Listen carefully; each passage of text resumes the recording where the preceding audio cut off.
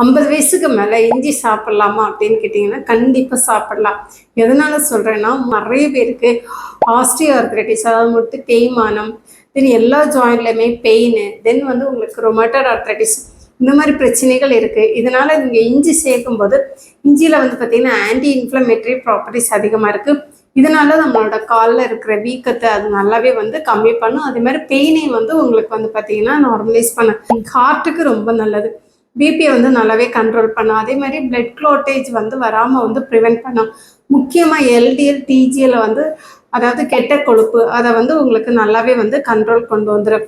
அதே மாதிரி உங்களுக்கு அல்சைமர் டிசீஸ் இருக்குது அப்படின்னா வந்து கண்டிப்பாக தாராளமாக எடுத்துக்கலாம். மெமரி பவரை வந்து அதிகப்படுத்தும். டைஜஷனுக்கு ரொம்பவே ஹெல்ப்ஃபுல்லாக இருக்கும். முக்கியமாக வந்து மலச்சிக்கல், நெஞ்செரிச்சல், ரீகர்ஜிடேஷன், அடிக்கடி வந்து ஏப்பம் வந்துக்கிட்டே இருக்குது, அந்த மாதிரி கம்ப்ளைண்ட் இருக்குது அப்படின்னா நீங்கள் தாராளமாக உங்களோட உணவில் வந்து இஞ்சி சேர்த்துக்கிட்டிங்கன்னா இந்த தொந்தரவுகள் வந்து கண்டிப்பாக வரவே வராது.